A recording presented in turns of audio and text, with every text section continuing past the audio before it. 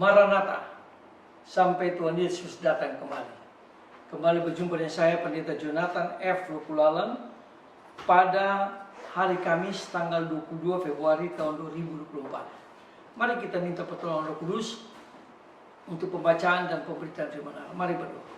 Tuhan Yesus, kami siap untuk mendengarkan firman-Mu. Itulah sebabnya urapi hamba-Mu dan urapi para pendengar yang akan mendengarkan firman-Mu. Dalam nama Yesus kami berdoa. Amin. Mari kita baca firman Tuhan yang diambil dari 3 Yohanes 1 ayat 5-8. Namun saya hanya akan membacakan ayat yang kelima. Firman Tuhan berkata begini.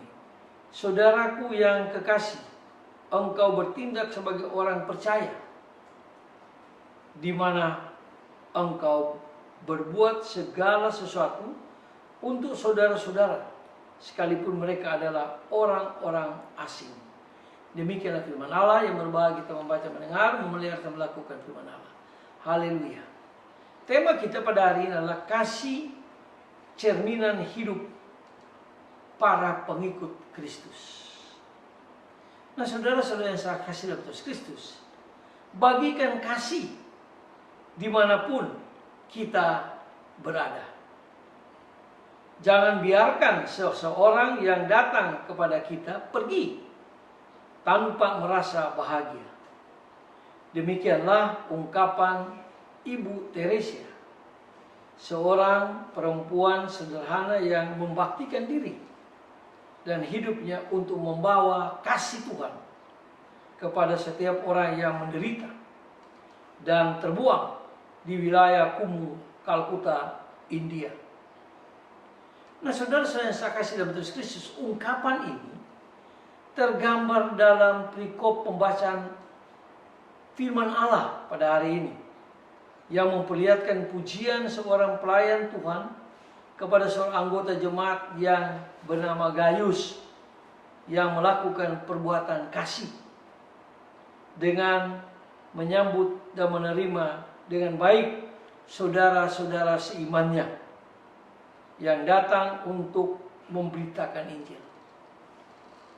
Nah, saudara-saudara yang saya kasih dalam Yesus Kristus, ketulusan hati Gaius diceritakan mereka dalam pertemuan di jemaat Tuhan. Dan semua itu Gaius percaya karena mereka merasa berbahagia atas kasih yang diperlihatkan oleh Gaius.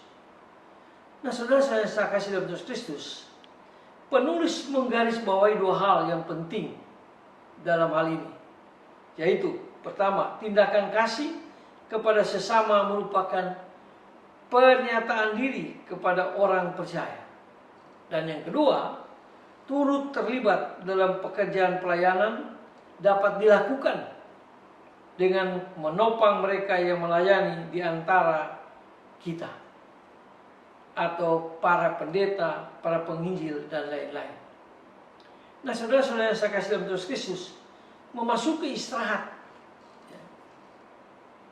pada hari ini, marilah kita mengevaluasi hidup kita pada hari ini. Apakah dalam semua aktivitas hari ini kita telah menunjukkan kasih bagi mereka yang berada di sekitar kita?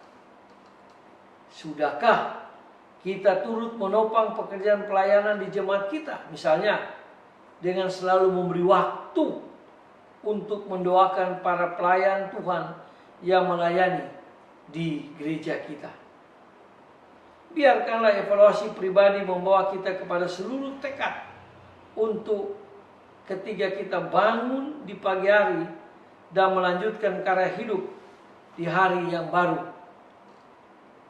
Nah, saudara-saudara saya kasih dalam Yesus Kristus, kita akan memerlukan paling tidak 1 perbuatan kasih bagi sesama sebagai wujud ekspresi diri sebagai pengikut Tuhan Yesus.